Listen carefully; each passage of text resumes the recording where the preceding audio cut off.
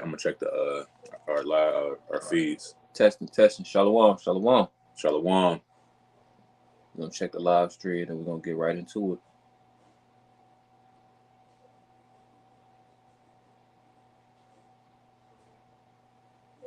Shalom. Can you hear? Yeah, we good. All right, we good. Yep. All right. Before we begin this lesson, we want to give all praise, honor, and glory to Yahweh, Bahashem, Yahushai, Bahashem, Rachakwadash. Also want to give double honors to our teachers, the head apostles, and elders of Great Millstone, who will well and teach sound doctrine to this very day, and a strong shalom to the hopeful elect. As you can see, by the title of the lesson, we're going to talk about the real, Holocaust. We're going to be minced with our words, but I mean, fuck it. We here to, we here. Hey, bro, we here. We standing boldly, professing the downfall of this kingdom, like you said in Ezekiel 35. We going to prophesy against, Esau, Edom, but in particular, with that type of statement, the Amalekites would be offended, but we don't care who get offended when we defending this gospel. So without further ado, we're gonna go into 2 Peter 3:8, and whatever else the Spirit allows. The water, Yahweh Shem Yahshua, for giving us the Spirit to come together and prophesy against the downfall of Babylon the Great, aka America.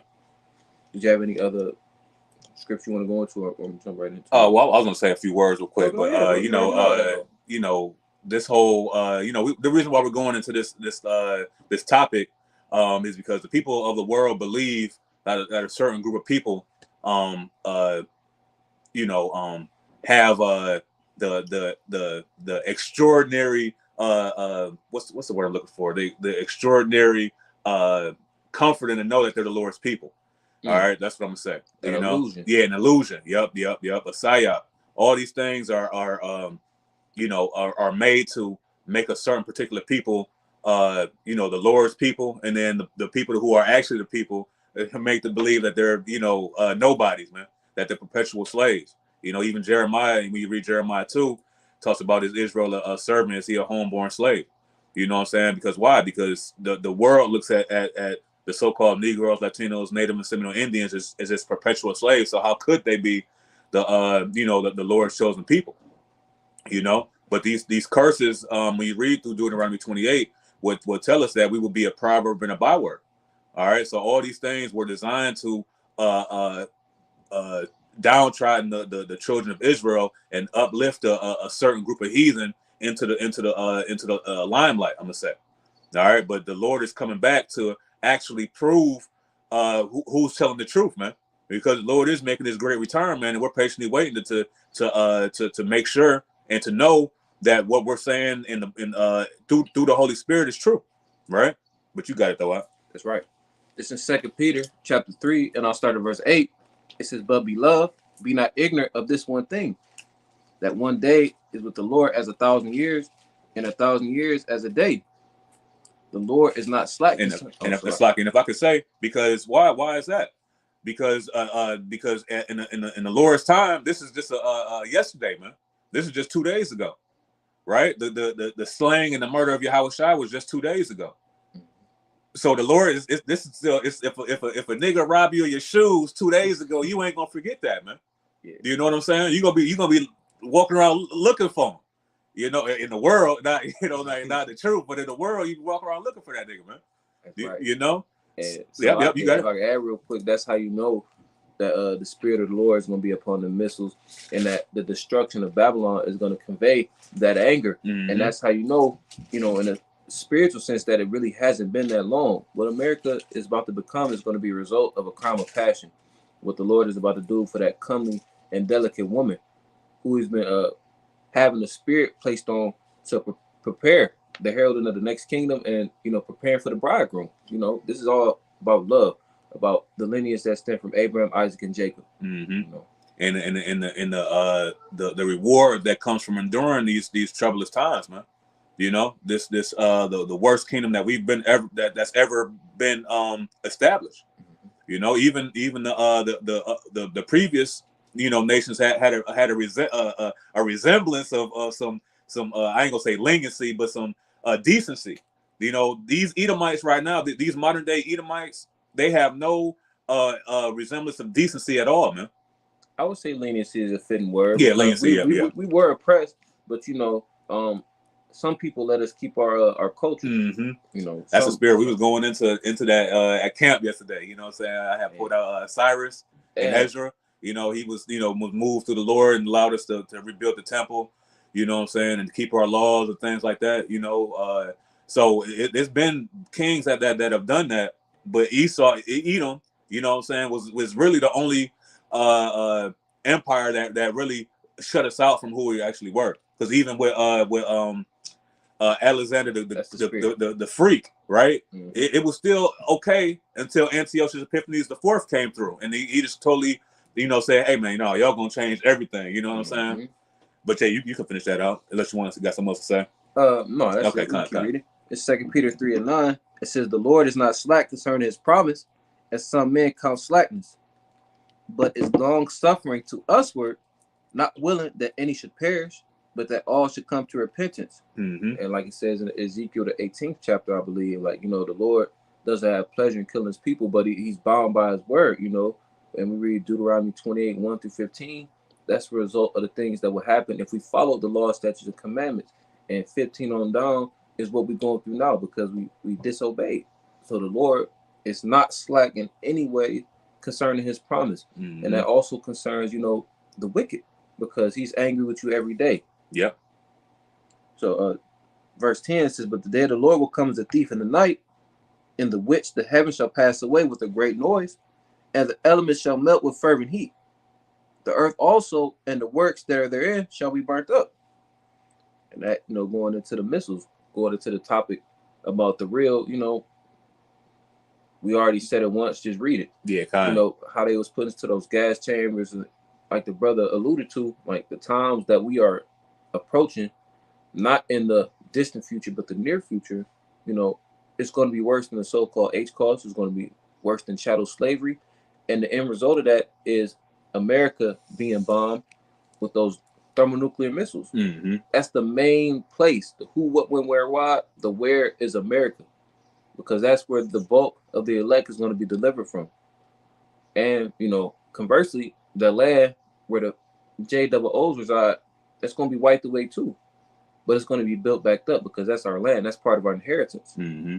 And why is the reason that it's going to be burnt? I mean, wiped out, because they got all type of abominations over there, man. They got the biggest alphabet parade over there. They got they got kosher swine. You know what I'm saying? Like, and this is supposed to be the Holy Land. This is supposed to be the Holy Land that the law shines forth from that place into all the world. But what is it? It's totally turned upside down, man. And it has to be destroyed, man. That whole vibration has to be totally eradicated, man. That's the Holy Land, man. That these clowns is making abominations out of, man. And this is why the Lord is going to completely eradicate Babylon the Great and also the land of Israel, right? That's right. And it says the elements shall melt with fervent heat. This is why we know that this is talking about the ICBM missiles, and addition to the blast from the chariots. But what has the power to melt the elements? The scriptures talk about how America is going to be obliterated in an hour. As a result from what? All those warheads, all those arrows being pointed at America, Babylon the Great. And that's a hell of a destruction. You figure, the United States is probably about 5,500 miles, width, whatever the dimensions are, but to destroy a whole continent in 1 hour, that's hella missiles, man. And that's just the wrath and the fierceness of the Lord's anger that's going to be in those missiles to completely destroy this place. It says that in the scriptures in the Ezra prophesied that all he saw was dust and smell of smoke. Yeah. Right. And what the Lord is doing is overkill, because He's capable of, like Thanos, in a millisecond if He wanted to. But this is going to be a memorial of wickedness, just like how Sodom and Gomorrah is. Nobody's going to inhabit this place except for doleful creatures, those desert creatures. Just showing that the Lord has a serious controversy with this place, and that's going to be displayed in Isaiah the 63rd chapter. Yeah. You know, when Yahushua come back, when has those dyed garments from Basra, that's a deep dark sand. Basra represents America, because that's the capital of Edom. Can you get that, Baba Kasha? You already know. Just real quick. And I got that word long suffering, because the scripture said that the Lord is long suffering, right? But when you go to long suffering, Strong's G 3114, Makranathumeo. All right, and it says to persevere patiently and bravely in enduring misfortunes and troubles. But the point is, it says to be patient in bearing the offenses and injuries of others. You see, so that's why the scripture says that the Lord is long suffering, but he's not slack concerning his promise, right? So he's allowing Esau to build up his wickedness to the heavens. What does it say in Second Ezra's, the 4th chapter, I believe, that the evil is sown, but the destruction. Yeah, I believe like 4 and like 30 something probably. Not sure. You know, so the Lord is allowing Esau to shoot himself in the foot. You know, the Lord is giving him the bullets, and Esau's stupid ass is you know how he play with the gun and looking at it. Next thing you know, he shoot himself. Cheddar Bob. Yeah, Cheddar Bob. Yeah, Cheddar Bob head ass nigga, man. That's what Esau is, man. And these elites, because they think that they're doing all this of their own accord, not knowing that the Lord is about to set these dudes up for the woo woo. You know, you got that out. Yeah, I can start like 28. Kind. 4 and 28. It says, but as concerning the things whereof thou askest me, I will tell thee, for the evil is sown, but the destruction thereof is not yet come. Yeah, see, that's what it is. The Lord is long suffering. The evil is already sown, man. But the annihilation of Esau Edom has not yet come. Why? Because when that happens, it's going to be perfect. It's going to be a perfect time. We're being proven currently. So in order for the Lord to prove his elect, Esau has to do what Esau is designed to do. Is what? Put wickedness out in the earth. Tempt you. All right. And while he's tempting you, he's building a case against himself. Right? This is the only reason why Esau was created, man. Right? The son of perdition. He's ultimately designed to get destroyed. But you got it out. Verse 29. If therefore that which is sown be not turned upside down, into the place where the evil is sown pass not away, then can it not come that is sown with good? Mm-hmm. And what is that? You know, that's the Babylon the Great, right? Because the scriptures talk about 3 unclean spirits like frogs. Okay, the military portion is Babylon the Great, which is America. The financial portion, which is the EU and Europe. All right, and the religious portion, which is the Catholic Church. The Vatican. Yeah, the Vatican. You know, so the Lord is going to completely eradicate those 3 main snakeheads, man. You know.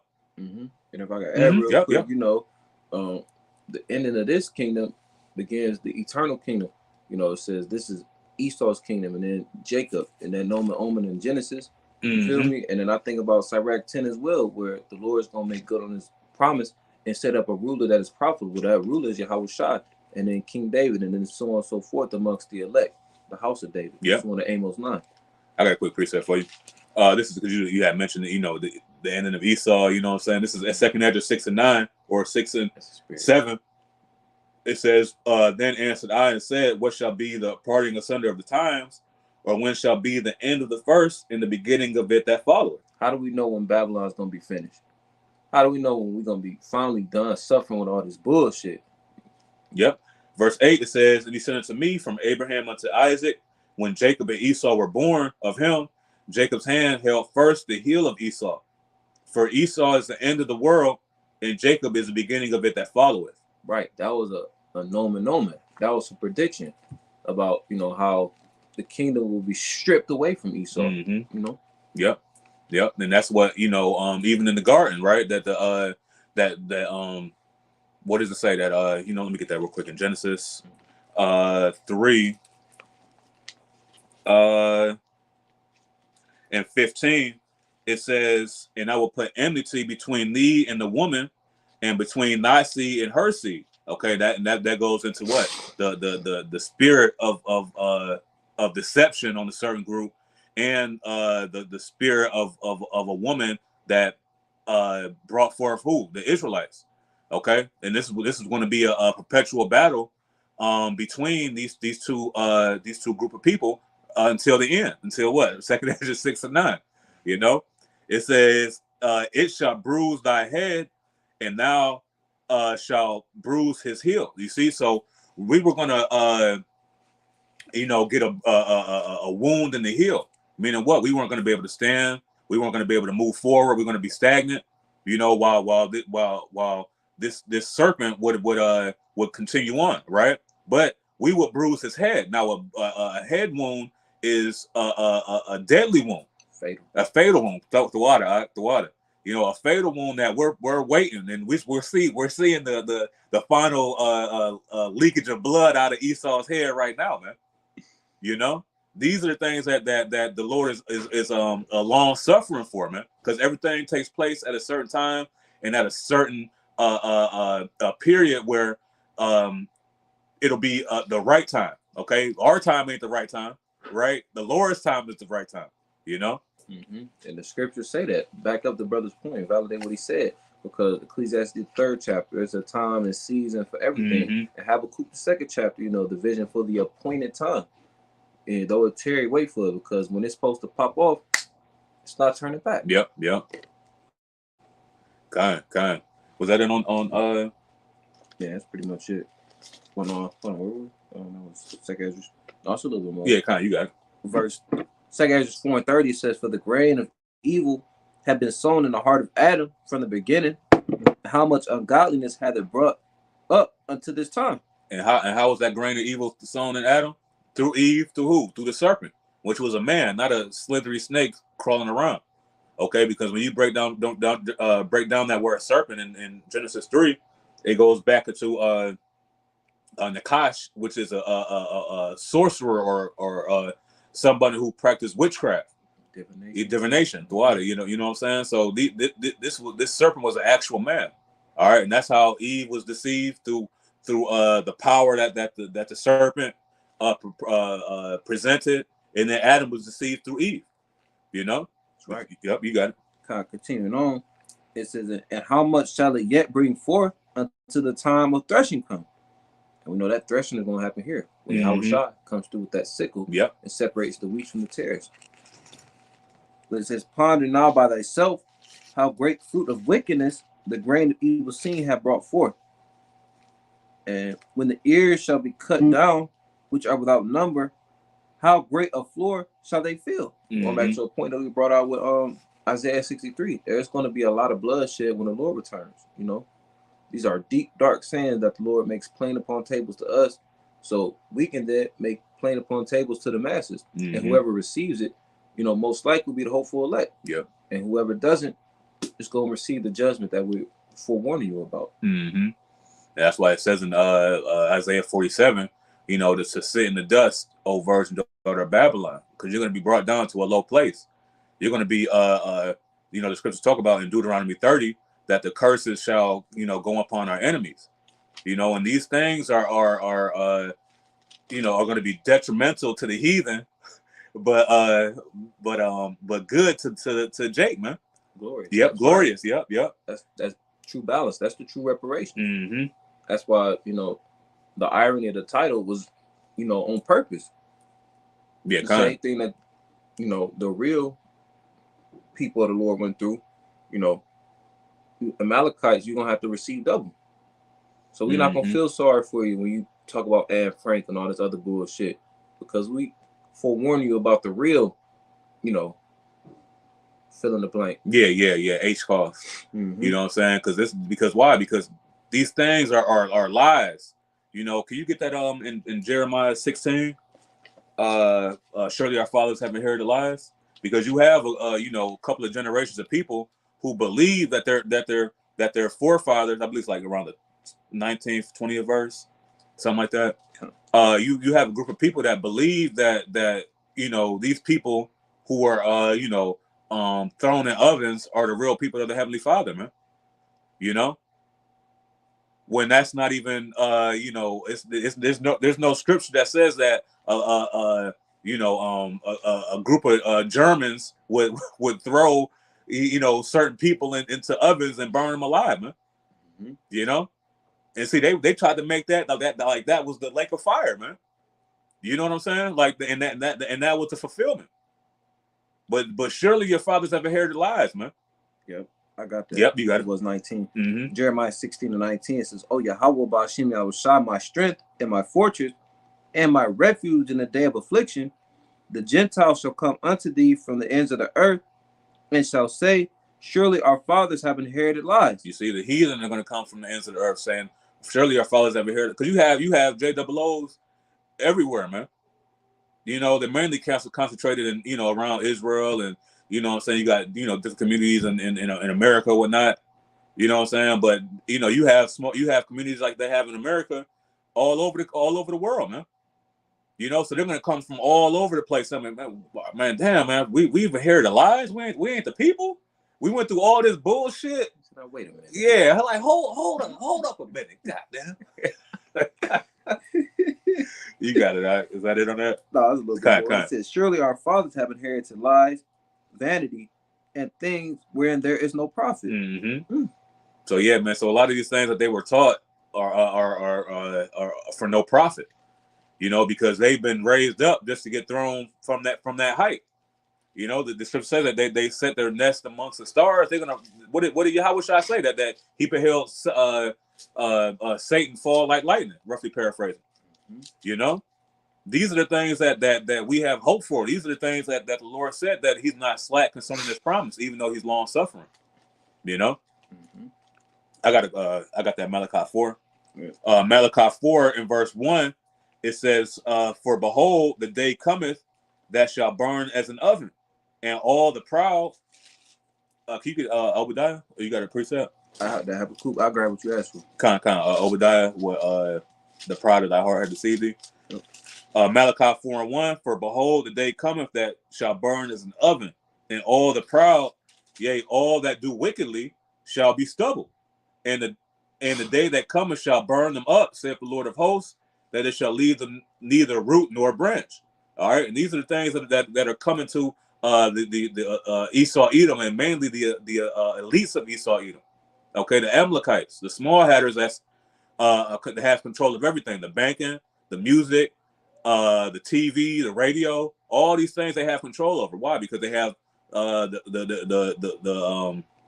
fatness of the earth. Yep. The earth was given to the hands of the wicked. We're dealing with the prince of the power of the air, man. They have control of everything, right? And this is why that they have to be cleansed by heat.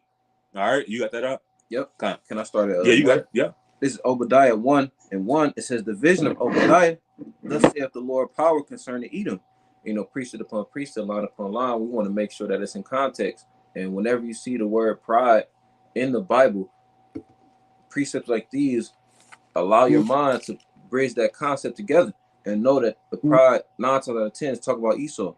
It says, "We have heard a rumor from the Lord, and an ambassador sent among the heathen. Arise ye, and let us rise up against her in battle." Hey, and that what is that battle? That's that great day. What's that? Let me get the quick precept, quick Bible shot.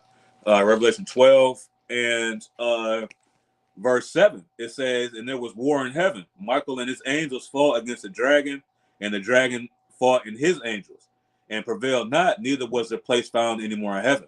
So this is that great battle that's coming when Yahushua makes his return. Because when you jump over to Revelation 19, it talks about that Yahushua is going to be coming to let me get that real quick, and then you got it out. Revelation 19 and verse 11, it says, "And I saw heaven open, and behold, a white horse." Okay, meaning a chariot. Okay, full of pure power. It says, and he that sat upon him was called Faithful and True, and in righteousness doeth he judge and make war. You see, so he's going to make war in righteousness. So what is that going to do? Because why? It's a complete contradiction to how Esau has set up this kingdom. Okay, full of unrighteousness.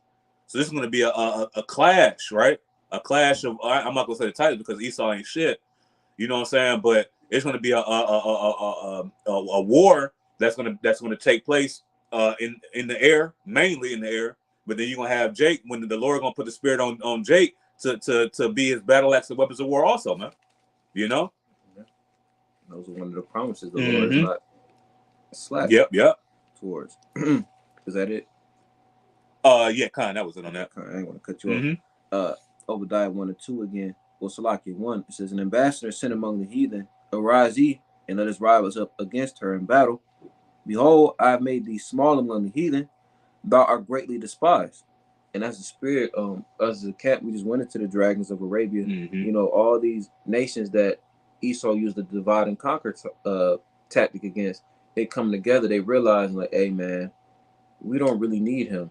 Like, we both believe in the same shit. Like, we both Muslim, we blah, blah, blah, blah, blah, blah, blah. Let's come together. And that's eventually going to fulfill prophecy. In verse 3, it says, the prophecy to let the weaker nation say I'm strong. Verse 3, it says, the pride of thy heart have deceived thee, thou that dwellest in the clefts of the rock, whose habitation is high, that saith in his heart, who shall bring me down to the ground? And see that pride that has deceived him. Okay, because why? Because through that pride, he was able to go through the earth and promote wickedness. You know, can you jump down to verse 18? Because it said that and all that do wickedly shall be stubble in Malachi 4, right? And the Lord said through the prophet Obadiah that Esau would be a stubble, right? You got it right. That's right. This is Obadiah, verse 18. It says, and the house of Jacob shall be a fire, and the house of Joseph a flame, and the house of Esau for stubble. And they shall kindle in them and devour them, and there shall not be any remaining of the house of Esau, for the Lord has spoken it. And see, the Lord had established Esau as a big thick log. Now, when you think of a big thick log, you know it takes a while for it to fully burn through. You know what I'm saying? And see, Esau, you know, the scriptures talk about in Job that the Lord has sets a bound that you cannot pass. You know, so Esau, it was a certain size log, just like Babylon. We were under captivity for 70 years in the Babylonian captivity. So the Babylonians log was a lot smaller than the American Edomites log, right? But that big old log, that was established, in the early 1400s, is now down to its ashes. Now it's just kindling a little bit of fire right now. You know what I'm saying? Not because why? Now it's stubble, and soon what happens with stubble? It ends up burning out. It ends up flaming out. That's going to be the end of his kingdom, you know. And these are the things that we see right now. The prophecies that the Lord is showing us that Esau's infrastructure is crumbling. Right? Yep, you got it out. Was that it? Yeah, that was pretty much it.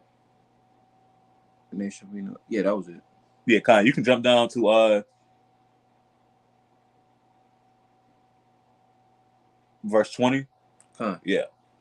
Obadiah, verse 20, it says, and the captivity of this host of the children of Israel shall possess that of the Canaanites, even unto Zarephath, and the captivity of Jerusalem, which is in Sepharad, shall possess the cities of the south.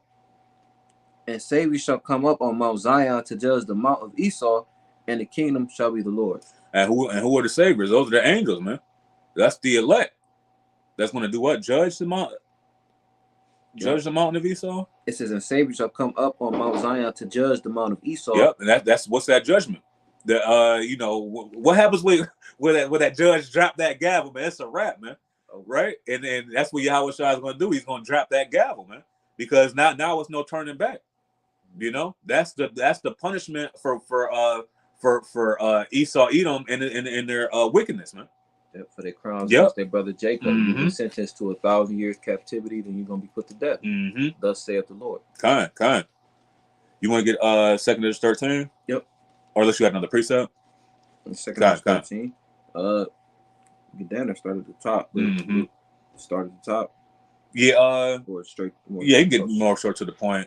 All right. I start like 5? Yeah, that's fine. It's 2nd Esdras 13 and 5. It says, and after this I beheld, and lo, there was gathered together a multitude of men out of number from the 4 winds of heaven to subdue the man that came out of the sea. And I got a quick precept. Let me get Joel 2 real quick, or Joel 3. Yeah, kind of. Just real quick, because this is just a future prophecy, right, of what's going to happen. Now, what is the Lord doing? The scripture says in Daniel that he muster up the host of the battle, right? This is what the Lord is doing. So what is he doing? He's bringing these nations into a certain location, right? Near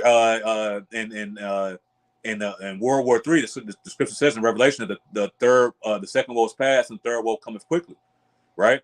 So now this third world war is not going to be I think we got that Isaiah 9. Yeah, we got that Isaiah 9.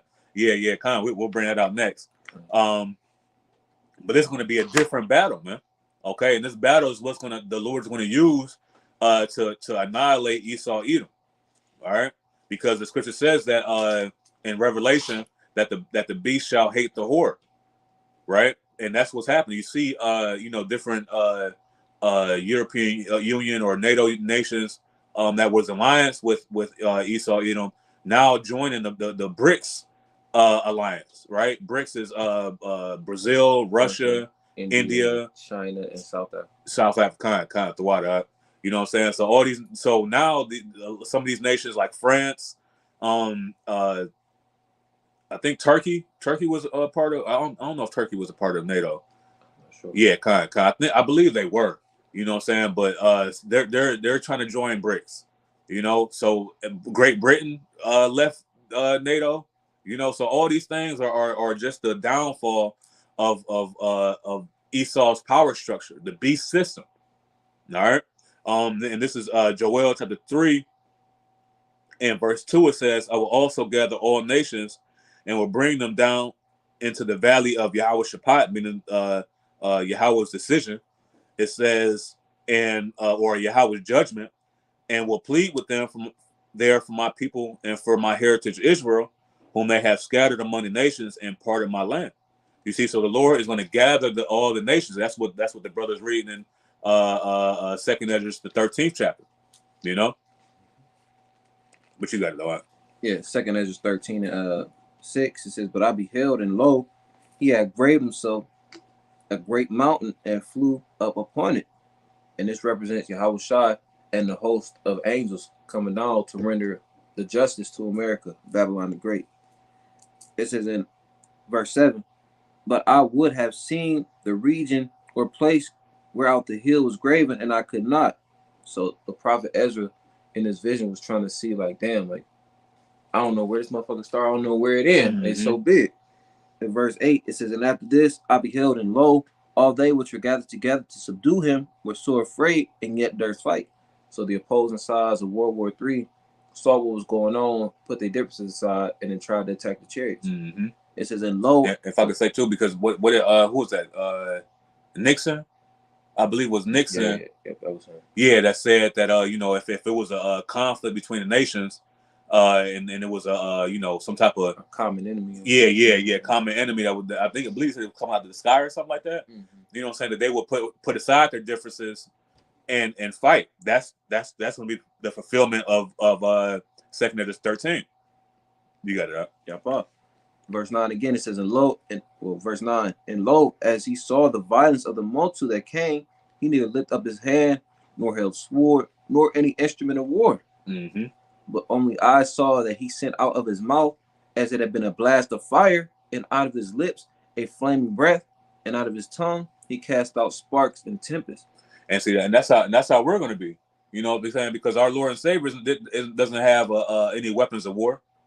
This is why we don't put our faith in carnal means to defend ourselves. Now is it good to have a little bit of knowledge? Yeah, of course. You know what I'm saying? But believing that those things are going to save you is not having the faith of Yahweh Shai. Because Yahweh Shai is not even going to have any weapons of war. He's going to be coming with the spirit of the chariots, man. That's going to be having those right aiming thunderbolts blasting the hell out of these places, man. He's going to have the nuclear missiles, right? Like it says in Joel 2. We can get that too. You know what I'm saying? That's going to fight on the behalf of Yahweh Shai. So all these things are here for our betterment and for our understanding. That we have a recompense. We're not just going to be trampled over perpetually.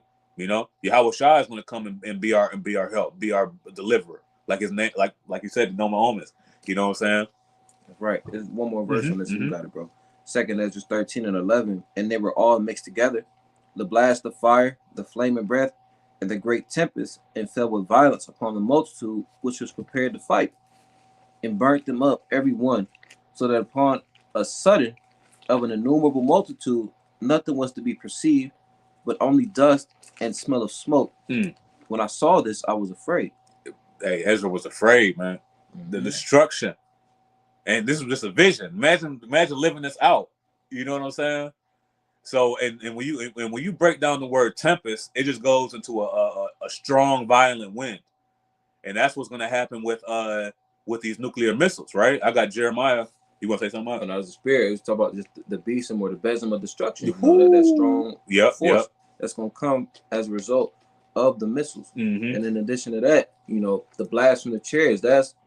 Those two things are two facets of Yahweh Shai's army, but those are going to contribute to the lake of fire. Yep. And can you hold or can you get Revelation 7 and 1? I'm gonna bring this out, and then you can bring that out. Yep. This is Jeremiah 51, because the scripture said just there that the brother read nothing but sparks and tempest. Okay, and tempest is a strong, violent wind. Jeremiah 51 in verse 1, it says, "Thus saith the Lord Yahweh, behold, I'll raise up against Babylon and against them that dwell in the midst of them that rise up against me a destroying wind. And I will send unto Babylon fanners that shall fan her and shall empty her land. For in the day of trouble they shall be against her round about." Okay, and that destroying wind is via the nuclear destruction. Okay, and what happens when you fan a fire? It gets bigger. It gets stronger. You know, because why? Because that fire is going to be used to ultimately destroy this place utterly. You know, and you got that. Say something. I know you got it. Revelation 7 and 1. And after these things, I saw 4 angels standing on the 4 corners of the earth, holding the 4 winds of the earth, that the wind should not blow on the earth, nor on the sea, nor on any tree. And those winds represent destruction. Yep. And the angels holding back those plagues, and the plagues they talk about ending America, they consist of the missiles that are coming. And it all goes back to the wickedness being the evil is sown, but the destruction is not yet. You know, because those angels are holding that destruction back. Okay, first for the gathering of the elect, and then second for that specific time that the Lord tells you how Shai is go time. You know what I'm saying? So no man knows that day or hour, not even Yahweh Shai. You know what I'm saying? But what did the Lord bless us with is the opportunity to see tokens. You know what I'm saying? To show us that time is coming, to prepare ourselves. You know, so this is what the Lord is doing, that destroying wind, right? That's gonna ultimately annihilate Esau, Edom, and his power structure. All right, what's that? Zechariah 14. Let me get that real quick. Yeah. Shit. Just had a priesthood drop. Actually, still got the Isaiah 9 and 5, and I have a clue too. Con. You can get that Isaiah 9. Okay. I'll get this. You got that now? Yeah, con. Right, for sure. This is Isaiah 9 and 5. It says, "For every battle of the warrior is with confused noise, and garments rolled in blood, but this shall be with burning and fuel of fire." You know, traditional battles, you know, especially during this time when it was written, you know, people was used to hand-to-hand combat, close range to, you know, intermediate close range. The furthest you'll go is like the distance the arrow will travel. But now, this battle is going to be fought with the same facets of the Lord's army that we talked about earlier, the missiles and the blast from the chariots. And eventually, those fishes are going to be turned hunters, and those are going to be the battle axes of Yahweh Shai as well. But, you know, more so towards the fuel of fire, that fire is going to come from the missiles and the tempest blast from the chariots. Yep. I mean, if you jump down, it talks about that the people shall be as a fuel of fire. Damn. You keep reading, but this shall be with the burning and fuel of fire. No, that's keep on. Yeah, so let's a little bit down. Let me see.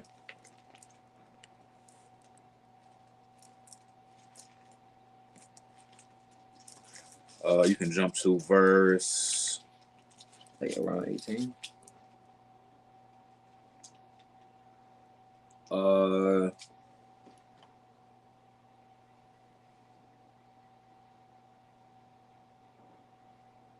You know what? You can get Zechariah 14, and I'm gonna look for this real quick. Mm-hmm.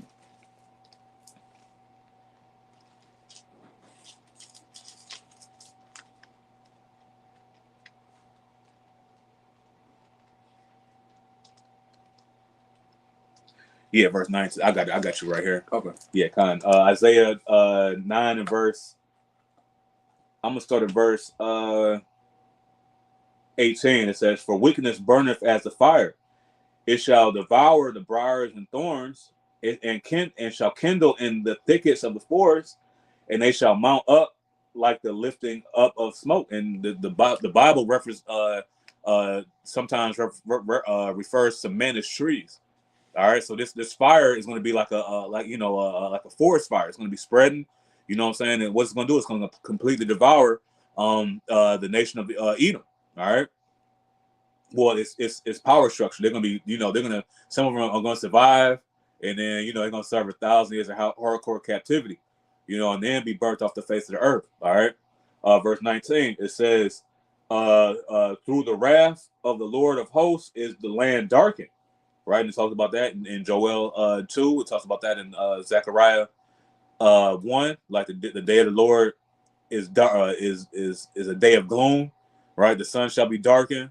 All those things. It says through the wrath of the Lord of hosts is the land darkened, and the people shall be as the fuel of the fire. It says no man shall spare his brother. You see, so the people are going to be getting lit up, man. Just like in what's that, Terminator? Mm-hmm. Terminator. Yeah. Where you're not just going to turn into a puff of smoke. You're going to feel that the Lord's wrath. All right, and even wicked niggas that's in the spirit world, man, the Lord's going to be able to send their spirit down into a different vessel, so they can experience that. Because everybody's going to get their turn, right? Their judgment.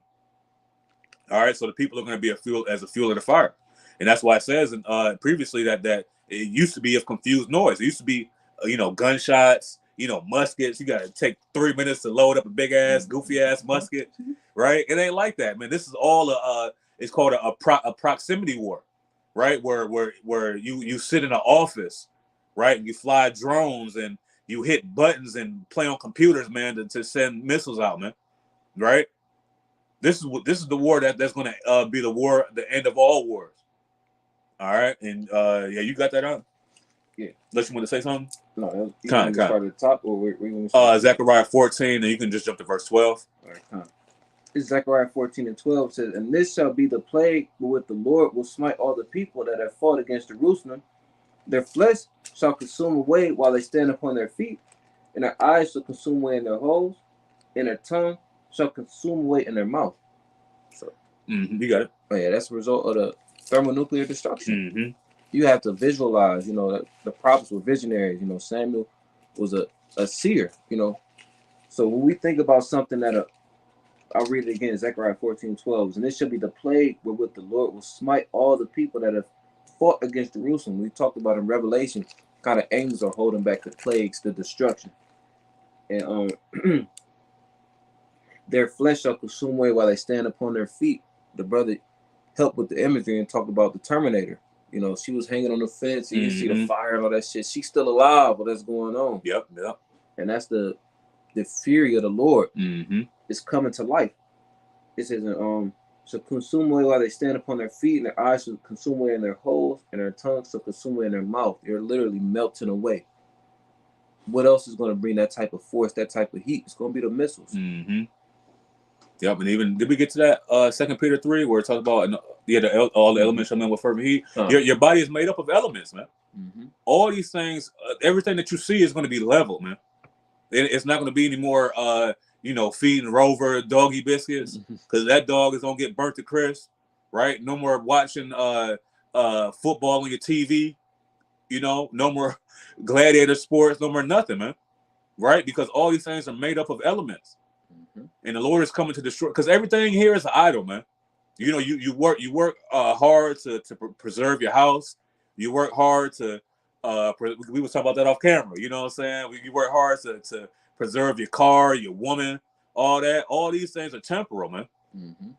You know, so the Lord is going to remove all this. That's what it says in Isaiah the 2nd chapter, that the Lord is going to coming to destroy all the idols. All right, I got a quick precept. This is Psalm 7 and verse 12. It says, "If he turn not, he will whet his sword. He have bent his bow and made it ready." Right, and that bow is just a is just a dart saying for these missiles. Right, it says, "He have also prepared for him the instruments of death. He ordained his arrows against the persecutors." Those arrows are represent the nuclear missiles. And who's the persecutor? Esau, Edom, right? Because he's in charge of all this stuff that's going on, man. Right. So this is why we now knowledge has increased, like it says in Daniel. Now we're able to see what the or interpret what the prophets were had these visions of. Like the brother said, like these men were visionaries, right? And they got this picture and they put this on paper, and because they knew that these things were going to happen at a later time, you know, and they knew that knowledge will be increased at this time, and we were going to be able through the Holy Spirit to break these things down, you know. But you got it out. That was. Did you want to grab some notes? Yeah, you can get Isaiah 54 and 16, Baba Kashan. This is Isaiah chapter 54 and verse 16. "Behold, I have created the smith that bloweth the coals in the fire, and that it's like it, and and the Lord has created the smith, right? Let me get I'm gonna get a quick precept. Proverbs 21. Mm-hmm. Proverbs 21 and verse 1. It says, "The king's heart is in the hand of the Lord, as the rivers of water. He turneth it whithersoever he will." You see, so all these nations, kings are in the hands of the Lord, and these kings are putting are giving the instructions to these scientists. You know what I'm saying? To these nuclear chemical the nuke. I'm gonna say nuclear physicists. I'm just gonna say that. You know what I'm saying? To make these weapons of destruction, right? To make these arrows of indignation, right? Against the Lord's persecutors. So all of this is just in the hand of the Lord. You can bring it back from the top, Baba Shah. Come. Isaiah 54 and 16. "Behold, I have created the smith that blow up the coals in the fire, and I bring it forth an instrument for his work. And I have created the waster to destroy." The waster to destroy. I'm gonna get that blue letter real quick. The waster to destroy. Woo! And we know that Yahweh Shemel Shah controls good and evil. Mm-hmm. There's various scriptures, Isaiah 45, Deuteronomy 32. He controls who lives and who dies. Yep. And Yahweh Shemel Shah is so powerful, he created his own adversary, being primarily Esau, Edom, Satan. These other nations, they're all going to experience the wrath of the Lord and experience destruction. And they're all going to experience captivity, but Esau, Edom is going to receive double. He's going to have to drink every bit of that cup down to the dregs. And one of the ways the Lord is going to display his indignation, his righteous anger, is going to be through the missiles. Kind. And I got that word waster. Strong's H 7843. Shacheth. All right, and just a couple of definitions. It says to destroy, go to ruin, to be spoiled. Right? Can you get that in Jeremiah? What's that? All that spoiled will be a spoil. What's that? Jeremiah 30 and 16, I believe. It says destroyer, spoiled, ruin. All right. When you go to the translation count, you have mar, right? What does it say? Thou shalt not mar the corners of your head, right? Meaning cut off, right? Or destroy. It says battered, perish, utterly wasted, ruin. So this is the definition for waster, right? And then going back to destroy, let's see what this word destroy is.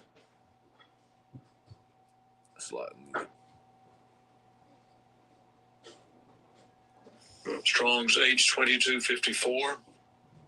Chavel. Chavel. It says to bind. See, Esau's going to be a bind, right? He's worked so hard to make this kingdom what it is, that in 1 hour it's going to be brought down to the ground, right? Yeah, to destroy, to spoil, to be ruined, to be broken. What's the scripture say that the Lord has broken the staff of the wicked, right? In Isaiah the 14th chapter. You got that out if you want to grab that real quick. It's Jeremiah 30:16. It says, therefore all they that devour thee shall be devoured, and all thine adversaries, every one of them, shall go into captivity. And they that spoil thee shall be a spoil, and all that prey upon thee will I give for a prey. Mm-hmm. See, so the Lord is going to spoil the Esau Edom because they have spoiled us.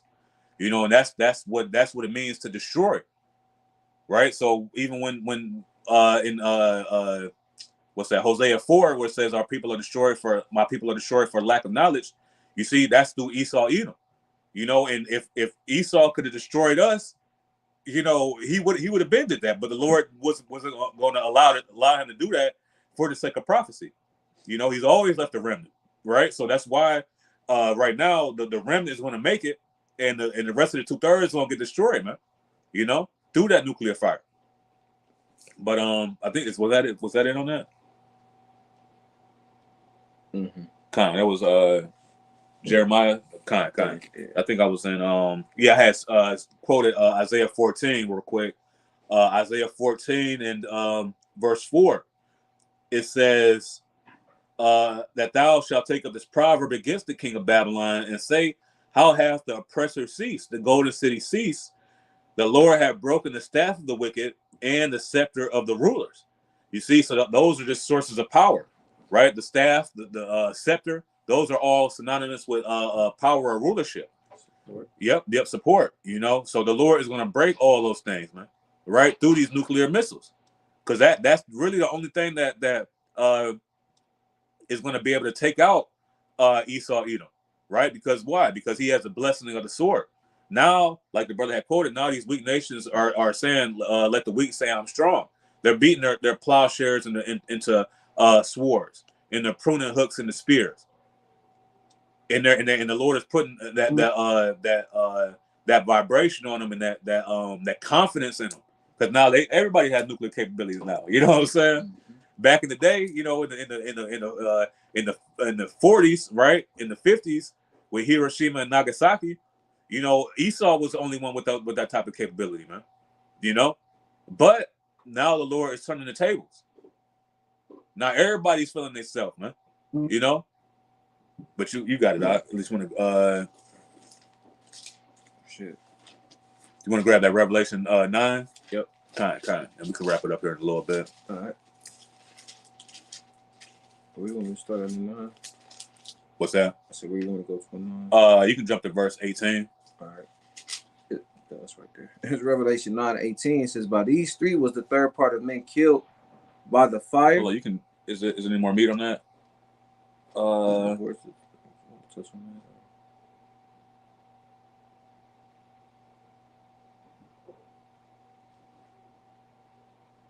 Yep, just start verse 15. Come. Yeah.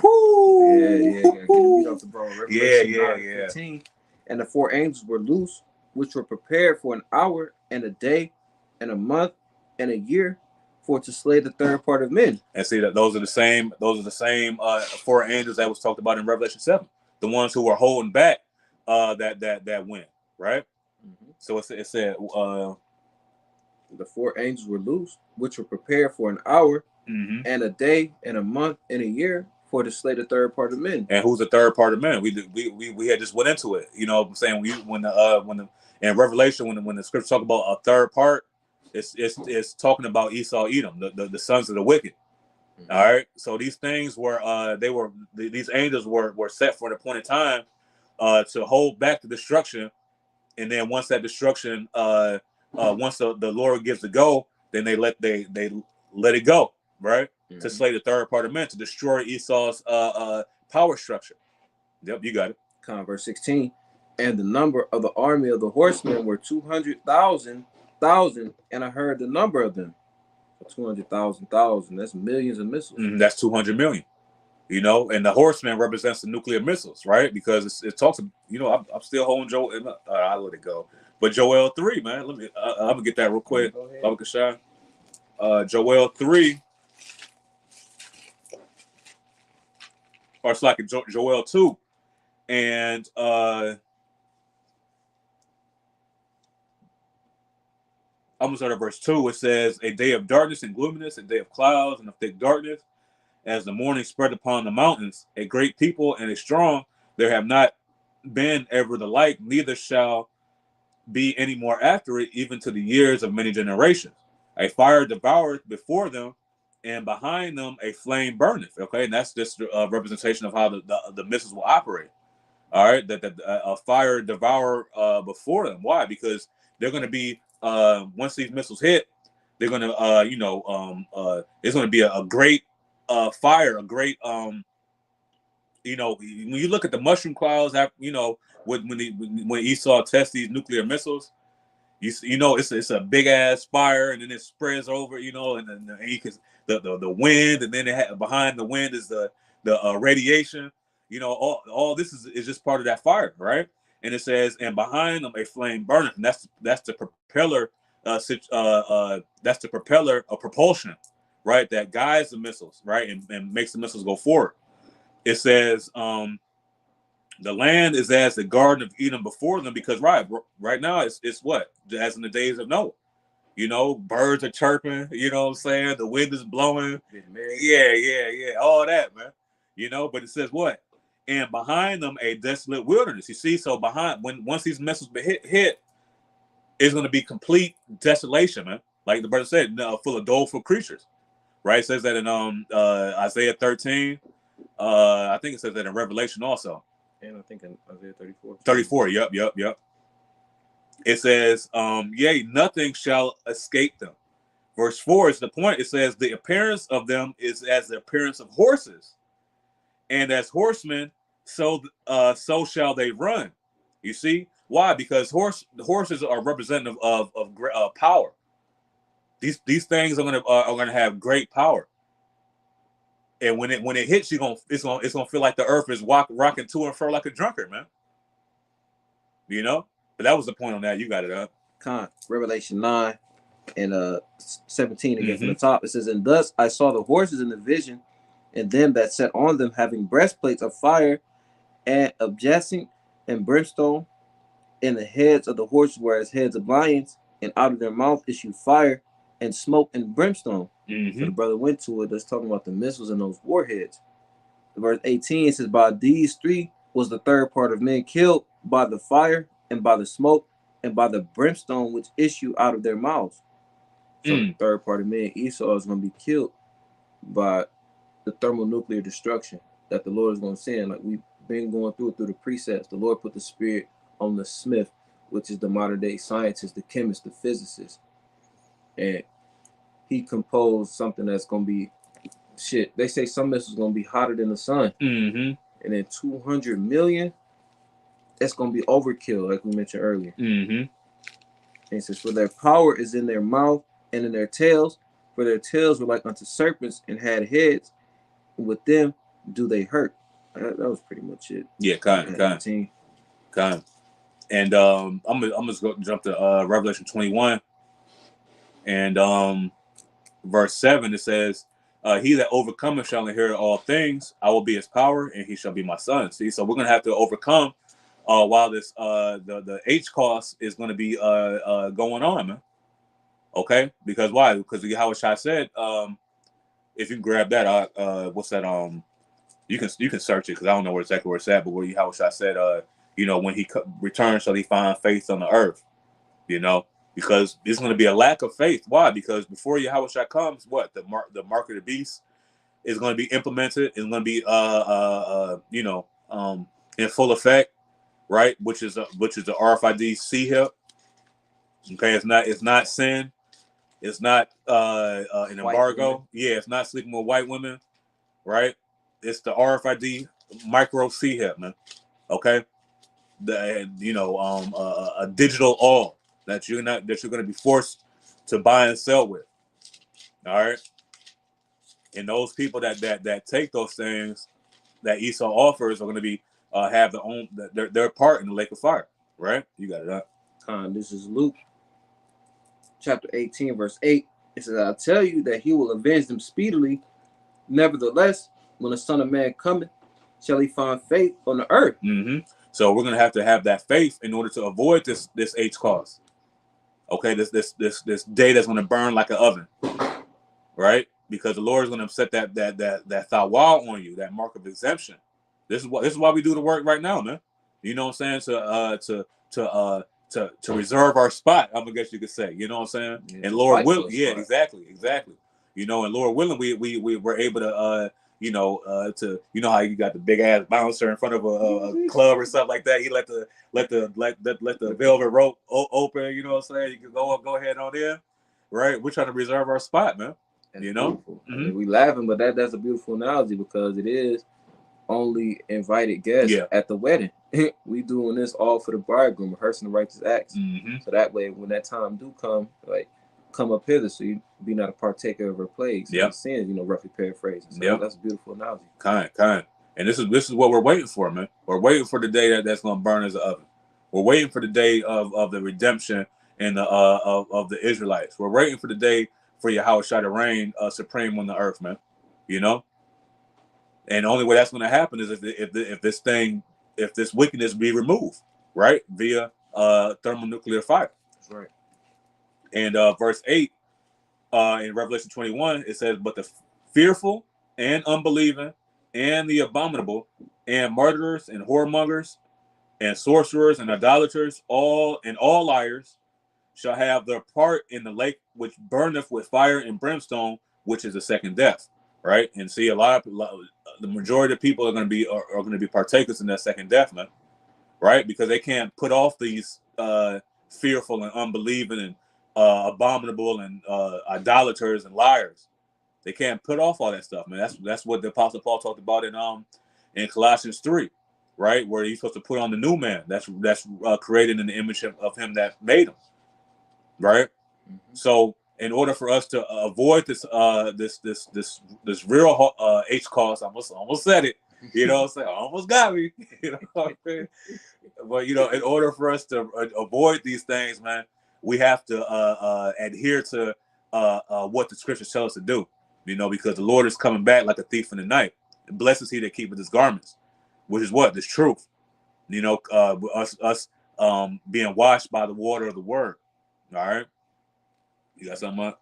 No, point been made. Lord willing, this is edifying. Mm-hmm. Once again, we want to give all praise, honor, and glory to Yahweh, Bahashem, Yahushai, Bahashem, Rachakodash. Double honors to our teachers, the elders, and the apostles, the great millstone of rule well and teach sound doctrine, and the strong shalom to the hopeful elect. Kwame Nasrallah and the Baba Ball. Shalom. Shalom.